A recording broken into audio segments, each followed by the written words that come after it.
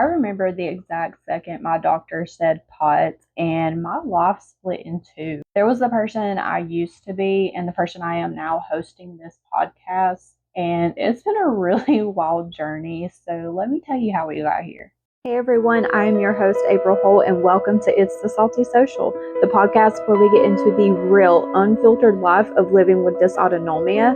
So let's dive into this week's episode. We have to go back to January of 2022 when COVID was literally turning everybody's life upside down, because it was right after that I tested positive that I started having all these weird symptoms. Now, I'm not saying COVID caused me to have POTS, because looking back, I had POTS symptoms well back into my teens. They were just really mild and sporadic that I really just didn't put a lot of thought into it. But after COVID, I started having some numbness in the backside of my head, kind of like when you lay on your arm too long. I'd have twitches in my eye, my vision would get blurry. Hot showers would make my legs super itchy and a painful itch, but I just kind of was like, oh, that's just dry skin. But when I would stand up, my vision would get blurry. It would black out. My heart would be pounding. I'd feel like I was going to faint. And I would just be like, ooh, I stood up too fast. All of this was happening off and on for about a year. And then in April of 2023, I ended up having to have a hysterectomy. I had always had heavy, extremely painful menstrual cycles, all the way back to my very first one. But it got to be where the pain was persistent even after my monthly would be over, the whole time. It never stopped. The pain never went away. Turns out I had an enlarged and prolapsed uterus, which was probably one of my first signs of having hypermobile EDS, or one of my more noticeable signs, so to speak. At my 6-week post-op, she told me that she noticed that I had a bit of a bacterial or a bladder infection.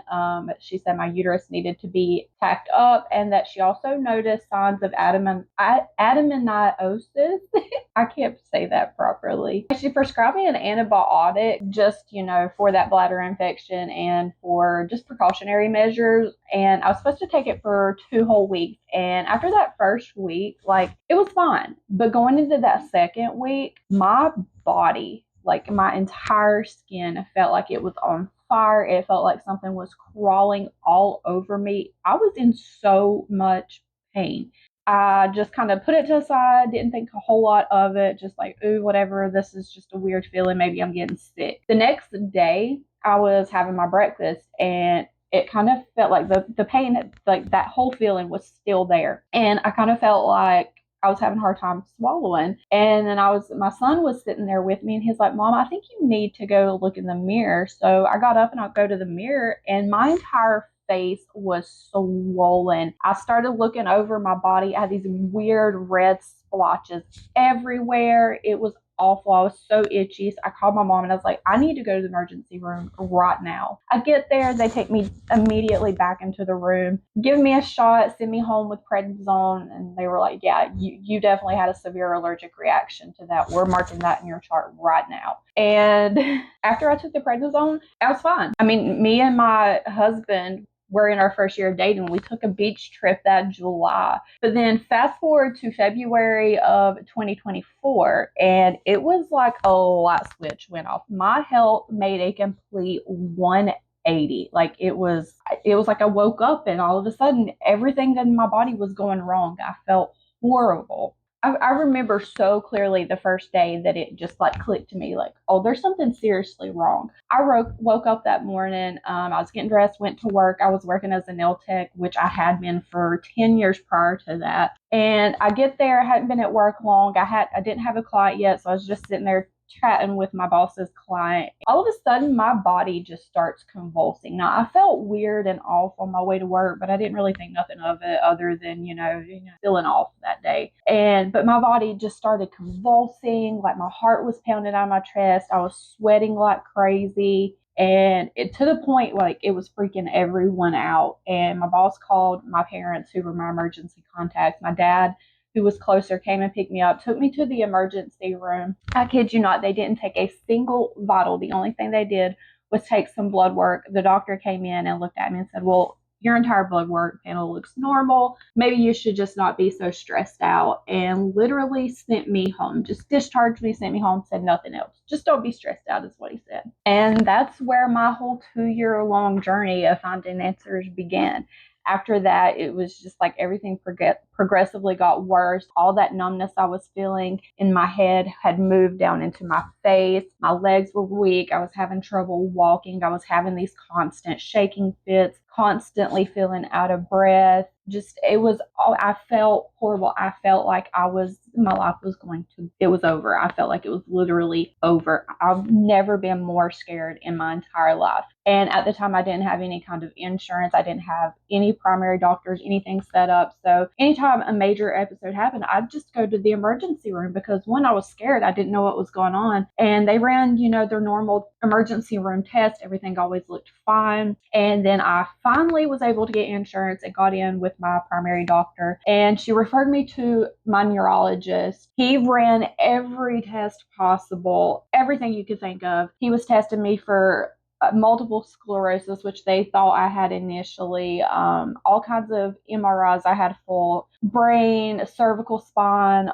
thoracic, lumbar, all that was done. Tons and tons of blood work, lupus, myasthenia gravis, everything you name it. He sent me to a neurologist specialist, to have large fiber neuropathy tested for, and he was the one who actually suggested that I had POT and told me that I should probably try to get in with cardiology. And I did. I finally got in with cardiology. She was amazing. I love this woman, so sweet. She was actually the first doctor that listened to me, because the moment I walked in, I told her, I was like, you don't understand the emergency room doctors that I've seen. I literally had an emergency room doctor come in and look at me, ask me why I was there. I tell him all of my symptoms, which were crazy and all over the place. And he was like, whoa, I'm only here for 12 hours. What do you want me to do? So I came in there with that in my mind, terrified, still not knowing what was going on. And she was the first doctor to listen to me. And I cried to her. And I told her what that neurologist had said, that it was possibly POTS. She did an active stand test. I didn't test positive for POTS from that, but looking back, I realized it wasn't done correctly. And that's okay. That's, it's not okay, but that's, there is a huge issue with people just not knowing the proper diagnostic criteria and techniques. That's kind of how I'm here, part of the reason how I'm here, but we'll get to that. But she did that, and she told me, she was like, well, you didn't test positive for it in the office, but we're still going to treat you like it's POTS, because everything else is pointing to it that we're seeing, and what you're telling me, what your other doctors have seen. And so she put me on beta blockers. I had also had an echocardiogram at that time too that showed that I had decreased function. I'm not exactly sure the specifics of like where or what, but just decreased function is what I recall being told. So that's when I first got put on my beta blocker, and I noticed a difference, and still do to this day notice a difference in my beta blocker helping my tachycardia. And then I had another appointment set up with her. I've seen her 2 times, all of 2 times. And then I get a call one day, and they're like, well, she's left the office now. If you want to choose someone, you can, but it's probably going to be much longer. And at this point, I'd probably already waited 4 or 5 months for my next checkup with her. And so I was like, you know what, whoever is still going to be on that exact same day for this appointment, just put me with them. I regret that so much, because when I walked into this guy's office, he was so horrible. I have never felt so bad in my life. Like, I cried leaving that day, and it still hurts me. I still remember this man's name and face, and he's one of those doctors who I wish wasn't in practice. But he told me that you don't need to worry about what your heart rate is. And it is still a very emotional thing for me, because the way he made me feel. He said, you don't need to worry about what your heart rate is. No one should be treated for what their heart rate is. I was actually the one that read your echocardiogram with the decreased function finding. I shouldn't have put that. That's wrong. You need to come off of that medicine because that's stupid. You shouldn't be on that. You don't need to worry about being in my office until you're at least 60. Like, he just kept on and kept on. And the whole POTS thing, like, I could tell it was the POTS diagnosis that was already in my chart. He removed it from my chart, took it out. He was just so awful. So I sent a message immediately after that day. As soon as I got home, I sent a message to my primary and I was like, look, we need to find a new cardiologist for me. I've never felt like this from a doctor. I've never felt this way from a professional. So she found me someone else. I love the cardiologist office that I'm at now. Both of the doctors that I see there are absolutely incredible. They ran all the tests, every test to rule out any and everything that you could possibly think of to be causing my tachycardia. And he looks at me, he told me, he's like, everything is normal, but here's what I want to do. I want to send you and get you a tilt table test if that's okay with you. And absolutely, I said, yes, send me right on. I waited just a couple of weeks. It really wasn't all that long. I got my tilt table test, and that was the day that doctor looked at me. I was up on it for like 15 minutes, and he looks at me, he's like, I've got enough data right here, right now. You have POTS. It is confirmed you do have POTS, and this is what I'm diagnosing you with. And that day, my entire life changed. I cried so much on the way home out of relief because I was so scared looking back to all those times that I was laying there on my couch or in my bed, having no clue what was going on with me. And it felt so weird to be happy and relieved to have a diagnosis. Like, who wants to have a diagnosis? Who wants to be told you have something that has no cure? But I was, and now I know that it's okay to feel that way because, you want answers, and there's nothing more defeating than knowing something is deeply wrong with your body and being continuously dismissed and told that there's nothing wrong with you. You're just crazy. Like, all the gaslighting, you eventually start gaslighting yourself. So when you get confirmation that you're not crazy, it's a relief, and it's okay to feel that way. It is so okay to feel that way. But ever since all of that happening, before I got answers, I started posting on TikTok, and it was really just an outlet for me just to do a quick little trend video, something just for me to kind of try to make sense of what was going on with me. I had someone reach out, and they told me, she was like, thank you for sharing your story, because you sharing your story has helped my sister, who's 15 years old, get a POTS diagnosis. And from that moment on, I knew that, like, something in me just kept telling me, like, you got to keep showing up, because what if that 15-year-old is your babies? Because I have 3 kids. I have a 16-year-old, a 13-year-old, and a 12-year-old. And everything that kept running through my mind was, you've got to keep telling your story, because what if it's your babies one day? You need to keep letting everybody know about POTS and dysautonomia and getting diagnosed with things like that. And you got to keep talking about it. You got to spread awareness, because I realized even in my immediate area, no one really knows anything about it, including the professionals and doctors who are supposed to know all of this. And so I just kept sharing my story. And then I found Dysautonomia International, and it just, something in me just kept telling me, you have to keep doing more. And so I seen a post on Facebook one day from Dysautonomia International about volunteering with them. And I put in the application, and I ended up interviewing with one of the event coordinators. But I've done my training to do in-person meetups with them. I'm also a moderator for them on their North Carolina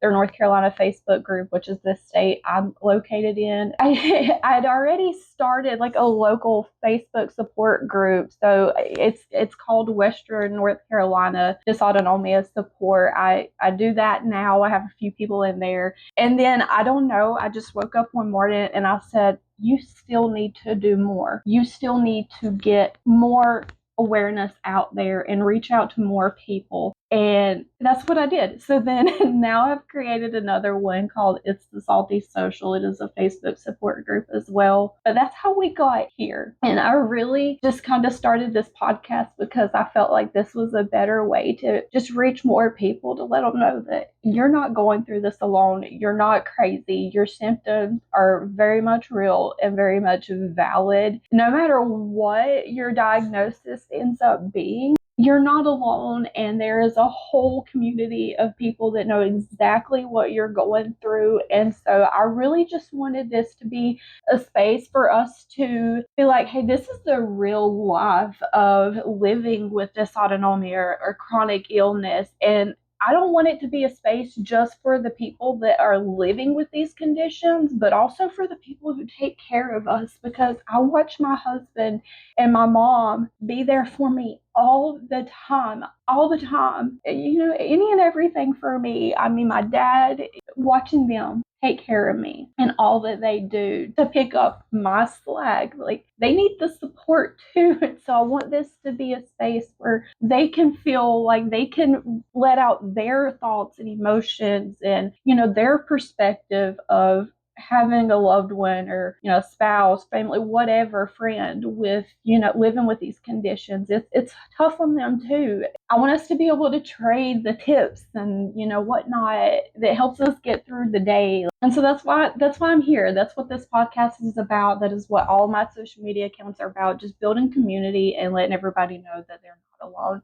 Whether you're a patient or a caregiver, it just felt needed. And it felt like something that I needed to do. I don't care how many other people are out there doing it. I don't care how many other people have TikToks or Instagrams talking about their chronic illness or podcasts. Deep within me, I felt like this is what I have been meant to do my entire life. And I know it sounds so weird to say that, but there's just something in me that says this is where you're supposed to be and this is where you're supposed to go in life. And so that's what I'm going to do. I'm going to follow that inner calling, and I'm going to scream to the rooftops about what it is like, the real life living with dysautonomia, until there's a cure. And then I'm not going to stop then.